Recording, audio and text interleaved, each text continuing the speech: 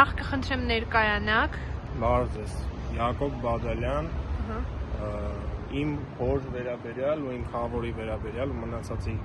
վերաբերյալ կոկայինի գործի վերաբերյալ կարող եմ ասել, որ անհիմն, լրիվ անհիմն ձևով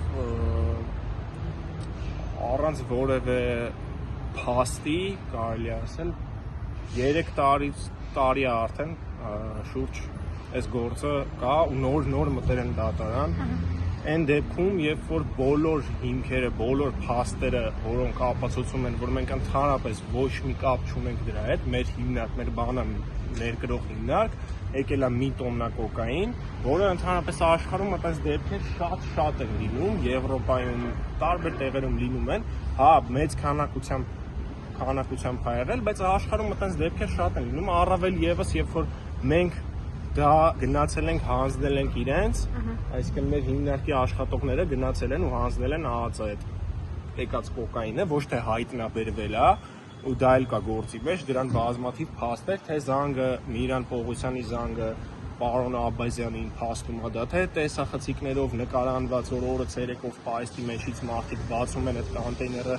զարմանքից չեն իմանում ինչ անեն։ Այդ ամեն ինչը կա, ու այդ ամեն ինչի հետ մեկտեղ 3 տարի է, 3 տարուց ավել է, ես իմ հորը չեմ տեսել Հայաստանում, ստիպված եմ եղել գնամ Ռուսաստան, 2 անգամ գնացել եմ Ռուսաստան, որ կարողանամ հորս տենամ։ Ու մինչև հիմա այս դատարան նոր է մտել գործը ու դատավորը անընդհատ հետաձգում է։ Երկրորդ անգամ արդեն հետաձգում է, ինչի պատճառով, որ մեր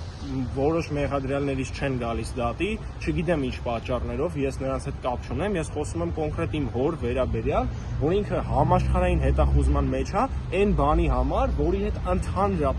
ընդհանրապես ինքը ոչ մի Ձեր հայրը Գագիկ Բադալյանն է իմ հայրը։ 3 տարի ներկրող ընկերության անունը կասեք, որն է այդ ընկերությունը։ Մրգենի սպա։ Եվ խավորի մասին խոսեցիք։ Միրան Պողոսյանը, այո, իմ խավորն է,